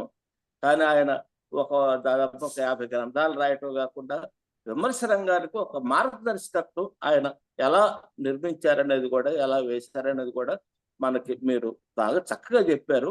మీరు వారి విమర్శకులు పుస్తకంలో 8 ప్రకరణాల గురించి కూడా చాలా సోదాహరణంగా, విమర్శకుడికి ఉండాల్సిన లక్షణాల నుంచి విమర్శకు సంబంధించి ప్రాచీన ఆధునిక ధోరణులు వారు ఎలా విషయం చెప్పారనే వాటిని గురించి కూడా బాగా చెప్పారు. చాలా మంది కూడా పాల్గొన్నారు. పెద్దలు ఎస్వి రామారావు గారు వారి శిష్యుడిని ఆశీర్వదిస్తూ, అభిమానిస్తూ 4 మాటలు మాట్లాడితే వినాలని ఉంది. వారిని ఆహ్వానిస్తున్నాను. పెద్దలు సార్ రండి. మ్యూట్ చేసుకోండి, అన్మ్యూట్ చేసుకోండి, అన్మ్యూట్ చేసుకోండి, అన్మ్యూట్ చేసుకోండి. ఆనంద్ అన్మ్యూట్ చేయి. మనం చేయైతే కాదన్నా, సరే వారు చేసుకోవాలి. మనం సరే సరే మ్యూట్ చేయగలమే కానీ అన్మ్యూట్ చేయలేం. శ్రీకాంత్ వారు ఆ కేంద్ర సాహిత్య అకాడమీ తెలుగు రాష్ట్రాల జనరల్ కౌన్సిల్ మెంబర్గా కూడా చేశారు. మీరు ఆంధ్రప్రదేశ్ సాహిత్య అకాడమీ అన్నారు. ఈ మాట చెప్పలే, మర్చిపోయారు. పర్లేదు, ఏముందిలే, చిన్న విషయం. వారు పొందిన బహుమతులు, అవార్డులు చాలా వివరించారు. ఇంకా చాలా తక్కువ అని కూడా చెప్పారు. సంతోషం. సరే, వారు అన్మ్యూట్ చేసుకోవాలి. పట్టలే. పాలమూరు సాహితీ అధ్యక్షులు, కవిమిత్రులు డాక్టర్ భీంపల్లి శ్రీకాంత్ గారు ఈరోజు చేసినటువంటి ప్రసంగం మా పాలమూరు జిల్లా ఆనిముత్యమైనటువంటి ఎస్వి రామారావు సార్ పైన చేసినటువంటి ప్రముఖ విమర్శకులుగా చాలా సమాన ప్రతిభావంతులైనటువంటి ఒక విమర్శ దిగ్గజమైనటువంటి ఎస్వి రామారావు సార్ గారి గురించి చాలా సవివరంగా మాట్లాడినందుకు మా మిత్రులు భీంపల్లి శ్రీకాంత్ గారికి హృదయపూర్వక ధన్యవాదాలు. రసం వాళ్ళను ఈ విధంగా కలుసుకోవడం అనేటువంటిది చాలా ఆనందంగా ఉంది సార్. నా పేరు డాక్టర్ రవీంద్ర గౌడ్. రవీంద్ర గౌడ్ గారు పేరు వినపడుతుంది, కనబడుతున్నారు. భక్తుల రవీంద్ర గౌడ్ గారు. ధన్యవాదాలు. పాలమూరు విశ్వవిద్యాలయం, నేను తెలుగు శాఖలో అసిస్టెంట్ ప్రొఫెసర్ గా పనిచేస్తున్నా సార్. ధన్యవాదాలు సార్. నేను చెప్పేటువంటి సబ్జెక్ట్ కూడా విమర్శనే. ఇది చాలా ఉపయోగపడింది. ధన్యవాదాలు. రామారావు గారే అన్మ్యూట్ చేసుకోవటం లేదట్టుంది. అవును, ఇంకెవరన్నా ఉన్నారా మిత్రుల? చాలా 2 నిమిషాలు మాట్లాడచ్చు, లేకపోతే ఇంకా ముగించాల్సి వస్తుంది. నమస్కారం అధ్యక్షుల వారికి. సుమన్ గారు చెప్పండి. మన శ్రీకాంత్ చాలా చక్కగా మాట్లాడారు. మాస్టర్ గ్రంథాలు అన్ని విశ్వవిద్యాలయాల టెక్స్ట్ బుక్, అంతేకాకుండా విమర్శ మీద మొట్టమొదట పిహెచ్డి చేసినటువంటి మాస్టారు. ఆయన గ్రంథము ఆదర్శవంతమైంది. శ్రీకాంత్కి అభినందనలు, మాస్టర్కి సభాముఖంగా నమస్కారాలు. అవకాశం ఇచ్చిన మీకు నమస్కారాలు సుమన్ గారు. సార్ ధన్యవాదాలు సార్. ఆనంద్ కానీ అమ్మా,